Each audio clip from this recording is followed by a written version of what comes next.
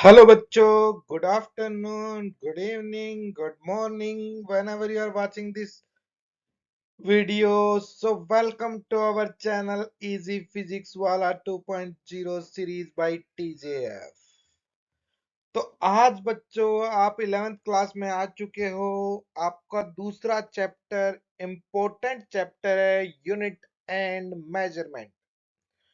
तो यूनिट और मेजरमेंट का ये फुल वीडियो बनाया है, डिफरेंट डिफरेंट क्वेश्चन का फ्लेवर रखा है मैंने वीडियो के अंदर।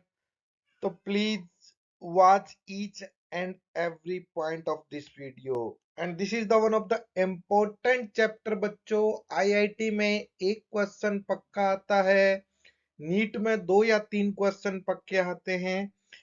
पहले इस चैप्टर में एरर भी इंक्लूडेड था बच्चों, अभी एरर हट गया है तो आपकी यूनिट और मेजरमेंट में मेनली डायमेंशंस पे कंसंट्रेट करता है। तो लेट्स स्टार्ट।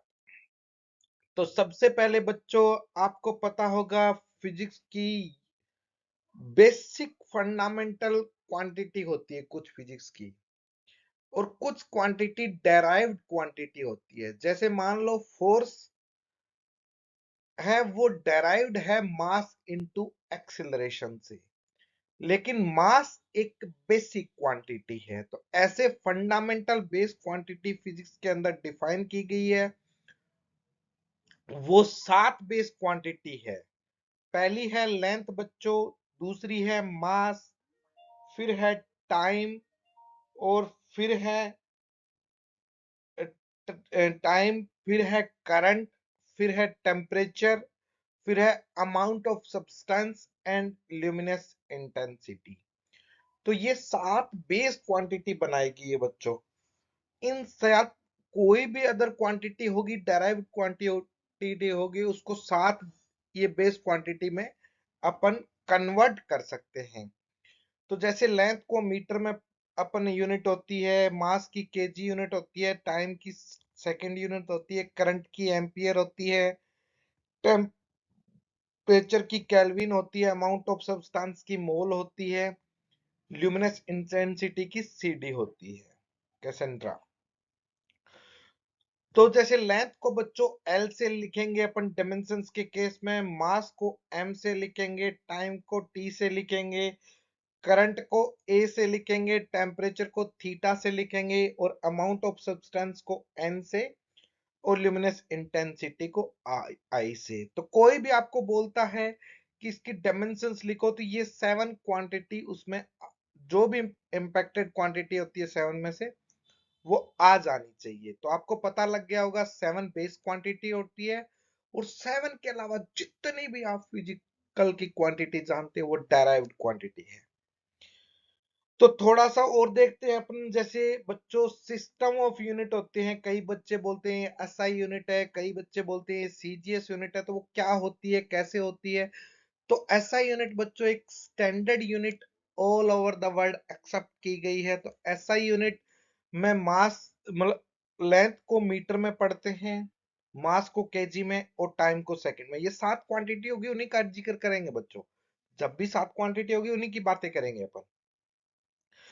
तो सीजीएस यूनिट है, उसमें जैसे सीजीएस के नाम से ही पता लग रहा है, सी का मतलब सेंटीमीटर, लेंथ को पढ़ेंगे सेंटीमीटर में, मास जी का मतलब मास को पढ़ेंगे ग्राम में, और टाइम को सेकंड में, सी जी एस। ऐसे एमकेएस यूनिट होती है बच्चों, मास को सॉरी लेंथ को मीटर में पढ़ेंगे, मास को केजी में, और सेकंड टाइम को सेकंड में। ये एसआई के बराबर है। ऐसे ही एक एफपीएस सिस्टम ऑफ यूनिट भी होता है, उसमें लेंथ को हम फुट में पढ़ेंगे, मास को पाउंड में पढ़ेंगे, और टाइम को सेकंड में पढ़ेंगे। तो ये 3 डिफरेंट टाइप की सिस्टम ऑफ यूनिट है बच्चों, थोड़ा सा ध्यान रखना है। कई बार क्वेश्चन आता है कि ये कौन सी यूनिट है, सीजीएस की यूनिट बताओ, एमकेएस यूनिट बताओ, एसआई यूनिट बताओ, कितनी सिस्टम ऑफ यूनिट है उनके बारे में बताओ। तो थोड़ा सा ध्यान देना है। एक इंपॉर्टेंट यूनिट कन्वर्जन भी आपको ध्यान रखना है बच्चों। जैसे अपन कई बार सुनते हैं किलोग्राम, मेगा, मेगा, टेरा, पेटा, इस तरह से सुनते हैं। उनको कन्वर्ट कैसे करना है? तो अपन जैसे अपन पॉजिटिव यूनिट साइड में डेका, किलो, मेगा, गीगा, टेरा, पेटा होता है। तो डेका का मतलब होता है 10, किलो का मतलब 1000, मेगा का मतलब 10⁶, गीगा का मतलब 10⁹, टेरा का मतलब 10⁻⁻12 सॉरी +12, और पेटा का मतलब 10⁻15। जैसे मैं बोल दूं किलोग्राम, तो ग्राम कितने हैं उसमें 1000 ग्राम है। ऐसे मैं बोल दूं मेगाग्राम, तो उसमें कितने ग्राम है 10⁶ मेगाग्राम है। ऐसे ही अपन छोटी यूनिट की बात करें तो वो डेसी, मिली, माइक्रो, नैनो, पिको और फर्मी होती है। तो डेसी का मतलब होता है 10⁻⁻1, मिली का मतलब मिली लीटर बोलते हैं ना 10⁻⁻3, माइक्रोमीटर 10⁻⁻6, नैनो 10⁻⁻9, पिको 10⁻⁻12 और फर्मी 10⁻⁻15।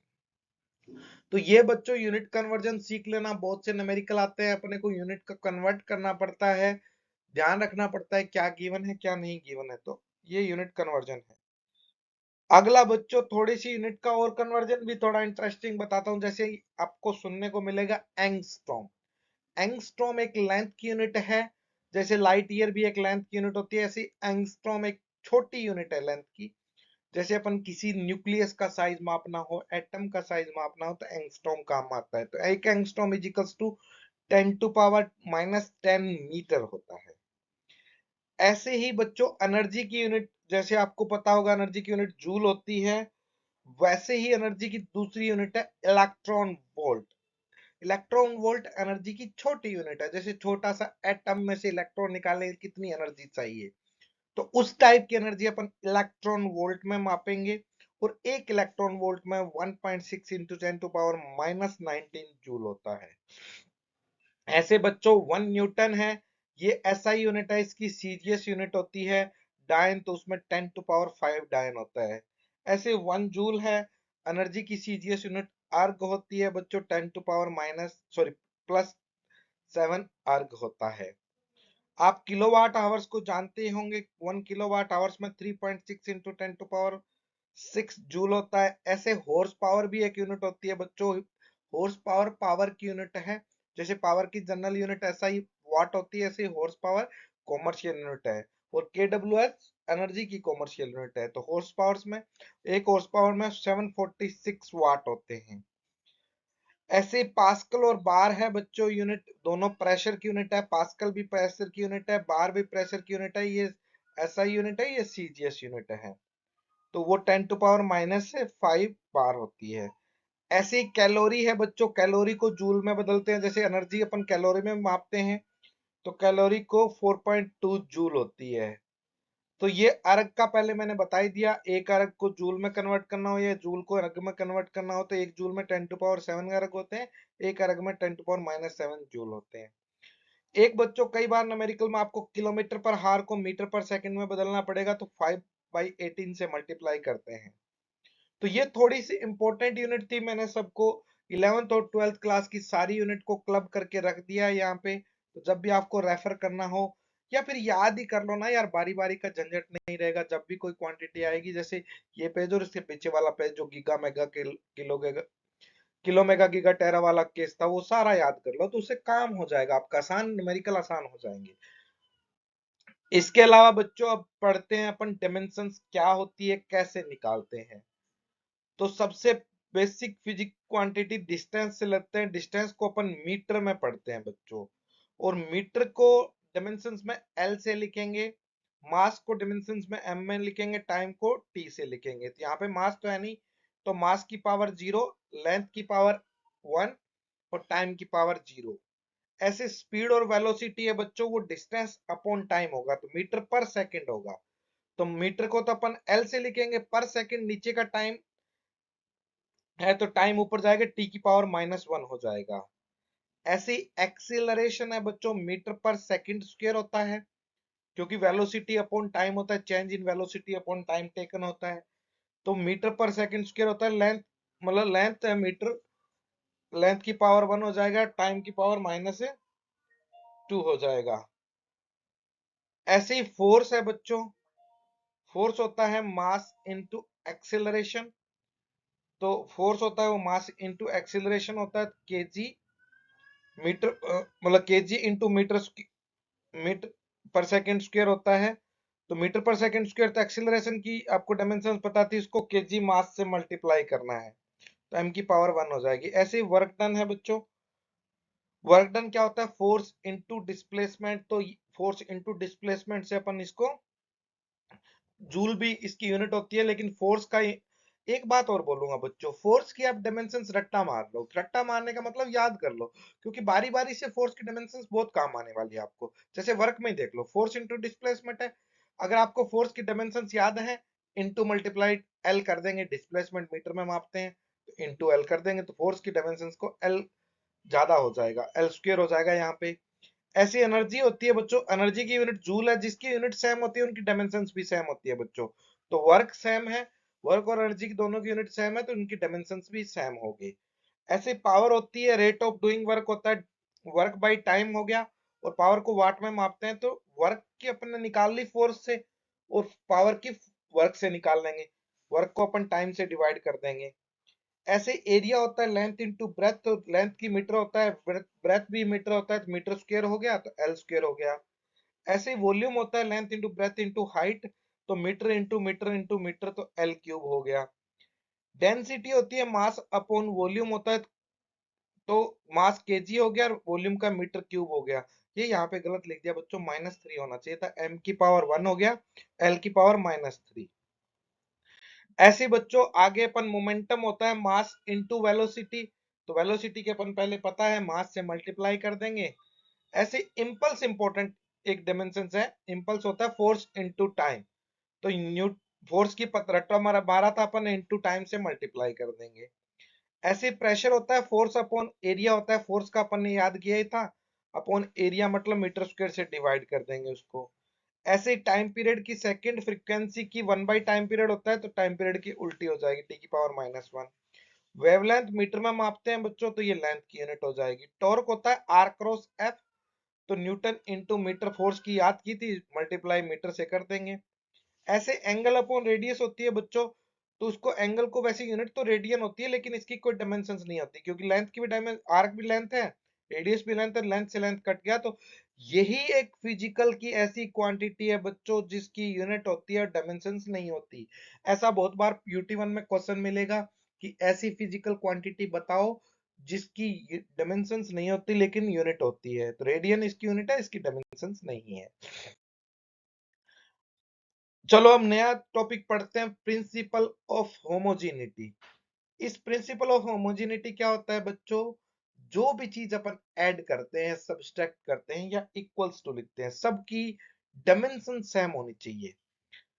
जैसे इसमें बोला गया, according to principle of homogeneity of dimensions, all the term in the given physical equation must be same unit. जैसे मान लो यहाँ पे s equals to u t plus half a t square, motion की दूसरी इक्वेशन है बच्चों, तो s की यूनिट क्या होती है? मीटर, तो इसकी डायमेंशन क्या होगी? लेंथ।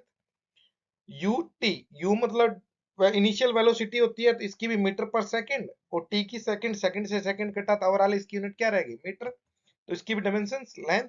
ऐसे ही half a t square acceleration metre पर सेकंड स्क्वायर होता है, ये सेकंड स्क्वायर से मल्टीप्लाई हो गया, तो एल। कहने का मतलब क्या है बच्चों? जो इक्वल्स टू क्वांटिटी होगी, जो सम वाली क्वांटिटी होगी, दोनों की डायमेंशंस और यूनिट सेम होती है, यही प्रिंसिपल है। इसी प्रिंसिपल को यूज करके बहुत से क्वेश्चन आते हैं बच्चों, तो कुछ क्वेश्चन मैंने लिस्ट डाउन किए हैं, इसकी एक बार प्रैक्टिस करना। तो जैसे पहला क्वेश्चन है, v equals to a plus b t, तो यहाँ पे मैंने पूछा है डायमेंशन बताओ ए और बी की, तो आपको पता है ए की डायमेंशन वही होगी जो v की डायमेंशन होगी, और b इंटू टी की डायमेंशन वही होगी जो a की होगी, क्योंकि इक्वल्स टू हो या प्लस माइनस हो, सबकी डायमेंशन सेम होती है। तो v की डायमेंशन आपको पता है, मीटर पर सेकेंड से आ जाएगी, एल टी माइनस वन, तो ए की भी एल टी माइनस वन और बी इंटू टी की भी एल टी माइनस वन होगी, तो वहां से बी की निकाल लेना। ऐसी दूसरी इक्वेशन दी है, x equals to a plus c by m. X को बोला है डिस्प्लेसमेंट, एम को बोला है मास, और अपने को ए और सी की डायमेंशन पूछी है। तो बच्चों पता है x इजिकल्स टू ए है, x की और a की डायमेंशन सेम होगी, और c बाई एम है, उसकी भी डायमेंशन सेम होगी। तो ऐसे अपन x की डिस्प्लेसमेंट है की डायमेंशन l होती है, तो a की डायमेंशन l हो जाएगी, और c बाई m की भी डायमेंशन l हो जाएगी, m क्रॉस मल्टीप्लाई करके सी की डायमेंशन निकाल देंगे। ऐसे refractive index mu equals to a plus beta by lambda square हो गया बच्चों। तो यहां से म्यू तो refractive index sine i upon sine r होता है, 10th क्लास में पढ़ा था। उस वो तो डायमेंशन लेस हो गया, तो इसका मतलब ए भी डायमेंशन लेस होगा और बी बाई लैम्बडा स्क्वायर है वो भी डायमेंशन लेस होगा। लेकिन लैम्बडा स्क्वायर वेवलेंथ है, वेवलेंथ को मीटर में मापते हैं तो मीटर एल स्क्वायर होगा, तो बी की डायमेंशन वहां से आ जाएगी। ऐसे ही बच्चों थोड़े से फॉर्मूले और हैं, थोड़ी सी डायमेंशंस और निकालनी है, एक बार प्रैक्टिस करना। अगर आपको कोई डाउट हो तो मेरे को इसको वीडियो कमेंट में पिंग करना, मैं आपको रेक्टिफाई कर दूंगा। जैसे dimension of stress, dimension of strain, thrust, stress क्या होता है, फोर्स अपॉन एरिया। स्ट्रेन क्या होता है, change in dimension upon original dimensions. Thrust क्या होता है, force upon area. Surface tension होती है force upon length. Young modulus again force upon area, क्योंकि ये मॉडुलस होता है वो स्ट्रेस अपॉन स्ट्रेन होता है, स्ट्रेन की डायमेंशन मिलेगी नहीं, तो इसलिए मैंने बोल दिया force upon area. Shear modulus भी force upon area. Modulus of elasticity भी force upon area. Angular momentum L, MVR होता है एंगुलर मोमेंटम का फॉर्मूला बच्चों, बोर के मॉडल से पढ़ा होगा एमवीआर, तो वहां से निकाल लेना। इनर्शिया क्या होता है बच्चों, एम एल स्क्वायर होता है, तो वहां से निकाल लेना। ल्यूमिनस फ्लक्स होता है बच्चों, ये पावर की तरह होता है, पावर की इसकी डायमेंशन सेम होती है ल्यूमिनस फ्लक्स की। स्प्रिंग कांस्टेंट F बराबर के एक्स होता है, एक्स डिस्प्लेसमेंट होता है, फोर्स F होता है वो फोर्स होता है, तो वहां से निकाल लेना। एक वांडरवाल इक्वेशन होती है बच्चों, P plus a square by v into v minus b equals to r t. और यहाँ पे आपको P प्रेशर होता है, V वॉल्यूम होता है। तो P प्रेशर की आपको डायमेंशन पता है, वॉल्यूम की डायमेंशन पता है, तो ए स्क्वायर की डायमेंशन पता लग जाएगी, वहां से आप ए की डायमेंशन निकाल सकते हो। ऐसे V माइनस बी है तो V की डायमेंशन होगी वही B की डायमेंशन होगी होमोजेनिटी से। तो ये सारे क्वेश्चन एक बार प्रैक्टिस करना बच्चों। अगला है बच्चों, कौन सी फिजिकल क्वांटिटी है जिनकी डायमेंशन सेम होती है। जैसे इंपल्स और मोमेंटम की डायमेंशन सेम होती है, वर्क टार्क एंड एनर्जी की डायमेंशन सेम होती है, ऐसे एंगुलर मोमेंटम और प्लैंक कांस्टेंट की डायमेंशन सेम होती है। एक बार निकाल के देख लेना। स्ट्रेस, प्रेशर एंड थ्रस्ट की डायमेंशन भी सेम होती है। फोर्स कांस्टेंट और सरफेस टेंशन की डायमेंशन सेम होती है। पावर और ल्यूमिनस फ्लक्स की डायमेंशन सेम होती है। एक क्वेश्चन और आता है बच्चों, अपने को कन्वर्ट करवाता है एसआई यूनिट से सीजीएस से में या सीजीएस से एसआई में। तो उसको जैसे यहाँ पे क्वेश्चन है, how to convert to newton, newton एक एसआई यूनिट है, टू सीजीएस, सीजीएस फोर्स की यूनिट होती है डायन, तो डायन में कन्वर्ट करना है न्यूटन को। तो इसका फॉर्मूला क्या होता है, N2 into CGS N1 into SI. तो फोर्स N2 N1 क्या है बच्चों, जो नई वैल्यू आएगी, N2 तो अपनी होगी, सीजीएस की वैल्यू आएगी वो डायन में कितनी, N1 2 न्यूटन दी गई है अपने को। एसआई यूनिट इधर रखनी है, डिवाइड करना है उसको सीजीएस से, तो यहाँ N2 निकालना है अपने को क्योंकि सीजीएस वाला निकालना है, एसआई अपॉन सीजीएस।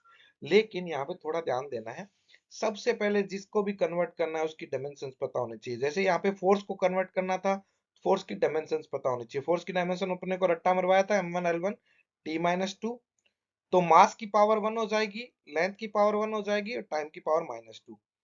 ऊपर आएगी एसआई की यूनिट, नीचे आएगी सीजीएस। तो एसआई मीटर में क्या होती है, सॉरी मास में क्या होती है, KG upon gram. SI length में metre upon centimetre, second upon second.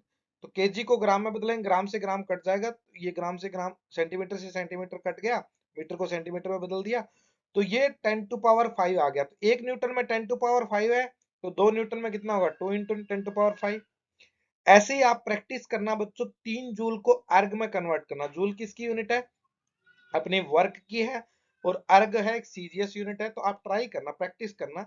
वैसे आपको पता है वर्क की डायमेंशन होती है M1 L2 T-2, तो यहाँ से आप सिंपली इसको कैलकुलेट करोगे तो 1 जूल में 10⁷ अर्ग होता है, तो ऐसे 3 जूल में 3 इंटू 10⁷ अर्ग होगा।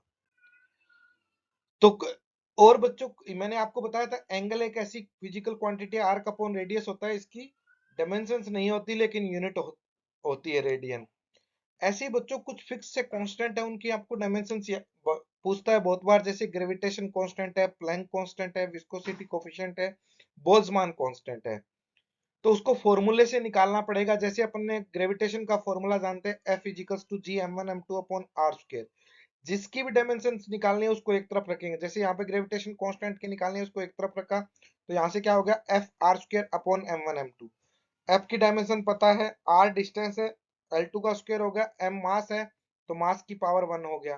तो यहाँ से जी की डायमेंशन ये आ गई बच्चों। ऐसे ही दूसरा है Planck constant, e energy equals to h into f frequency होता है। तो यहाँ से मेरे को एच होता है वो प्लैंक कांस्टेंट होता है, एच की निकालनी है तो ई बाई एफ हो जाएगा, 1/फ्रीक्वेंसी इंटू उल्टी मतलब टाइम पीरियड फ्रीक्वेंसी का उल्टा होता है, तो ई इंटू टी हो गया, ई एनर्जी की वर्क के बराबर डायमेंशन होगी इंटू टाइम कर दिया। तो यहाँ से ये डायमेंशन निकल गई बच्चों। ऐसे ही अपना तीसरा था विस्कोसिटी कोफिशिएंट। तो विस्कोसिटी कोफिशिएंट का थोड़े फॉर्मूले याद करने पड़ेंगे बच्चों। ये फोर्स इक्वल्स टू आता है 6 पाई नीटा आरवी। यहाँ पे नीटा होता है वो विस्कोसिटी कोफिशिएंट है, तो यहाँ से फोर्स अपॉन 6 पाई आरवी हो गया। तो फोर्स की डायमेंशन याद है अपने को, 6 पाई एंगल होता है उसकी कोई डायमेंशन नहीं होती, आर है रेडियस है उसकी डायमेंशन होती है, वेलोसिटी की मीटर पर सेकंड स्क्वायर से एल टी माइनस 1 आ गया, तो इसकी फाइनल ये नीटा की डायमेंशंस निकल जाएगी। ऐसे बोल्ट्जमान कांस्टेंट है बच्चों, E equals to K into temperature होता है, K होता है वहां पे बोल्ट्जमान कांस्टेंट। तो K क्या हो गया, E by temperature. E energy है, एनर्जी की अपन यूनिट याद, डायमेंशंस याद है, अपॉन टेम्परेचर बच्चों आपने डायमेंशन थीटा पढ़ी थी, जैसे 7 बेसिक क्वांटिटी बताई थी उसमें एक टेम्परेचर था, टेम्परेचर को थीटा से लिखते हैं, तो ये थीटा माइनस 1 हो गया। ऐसे एक क्वेश्चन की प्रैक्टिस करना बच्चों, y equals to a sin omega t minus kx। तो t टाइम है और x डिस्प्लेसमेंट है और y डिस्प्लेसमेंट है, तो आपको ओमेगा और k की डायमेंशंस बतानी है। आपको पता है एंगल के अंदर होती है उसकी कोई डायमेंशन नहीं होती, तो ओमेगा इंटू टी की कोई डायमेंशन नहीं होगी, टी की डायमेंशन याद है तो वहां से ओमेगा की निकल जाएगी। ऐसे k इंटू एक्स की कोई डायमेंशन नहीं होगी, x की डायमेंशन याद है तो वहां से अपनी k की निकल जाएगी। अगला है बच्चों डायमेंशंस का यूज करके कोई फॉर्मूला डेराइव करना। जैसे मैंने बोल दिया कि टाइम पीरियड और पेंडुलम है वो डिपेंड करता है लेंथ और एक्सीलरेशन से, तो इसको डायमेंशंस का यूज करके अपन फॉर्मूला को डेराइव करेंगे। तो टाइम पीरियड प्रोपोर्शनल लिख देंगे लेंथ एंड ग्रेविटेशन का एक्सीलरेशन। तो लेंथ की पावर ए लिख देंगे और ग्रेविटेशन की पावर बी, कोई भी दो क्वांटिटी या तीन क्वांटिटी होगी उनकी ए बी सी लिख देंगे पावर। फिर दोनों तरफ डायमेंशन लिखेंगे, तो टाइम की डायमेंशन टी होती है, लेंथ की डायमेंशन एल होती है, जी की एक्सीलरेशन है तो डायमेंशन होगी मीटर पर सेकंड के स्क्वायर के हिसाब से L1 T-2। फिर अपन दोनों की डायमेंशन की पावर एल एल की इकट्ठी कर देंगे, टाइम टाइम की इकट्ठी कर देंगे, फिर पावर को कंपेयर करेंगे। तो टू बी की इक्वल्स टू क्या हो गया 1, तो minus two b equals to 1, तो b equals to minus half. ऐसे a plus b equals to 0, क्योंकि इधर तो एल है नहीं इसलिए 0 लिख दिया। तो माइनस बी की वैल्यू -1/2 है तो ए की वैल्यू +1/2 होगी। तो टी का फॉर्मूला क्या आ गया, एल की पावर 1/2 और जी की पावर -1/2, तो एल बाई जी का अंडर रूट हो गया। ऐसे कांस्टेंट अपने को याद रखने पड़ेंगे, तो यहाँ पे T equals to 2 pi under root L by g होता है। ऐसे दो क्वेश्चनों की आपको प्रैक्टिस करनी है। काइनेटिक एनर्जी का फॉर्मूला डेराइव करना है, आपको मैंने बता दिया काइनेटिक एनर्जी वेलोसिटी पे डिपेंड करती है और मास पे डिपेंड करती है। ऐसे ही फ्रिक्शन फोर्स को डिराइव करना है आपको, उसका मैंने बता दिया ये विस्कोसिटी पे और रेडियस और वेलोसिटी पे डिपेंड करना है। तो ये बच्चों एक स्मॉल सा शॉर्ट नोट था बच्चों, एक यूनिट एंड मेजरमेंट का क्विक डिस्कशन था। Thank you for watching my video. If you have any doubt please comment on it and like my channel, subscribe it. Thank you.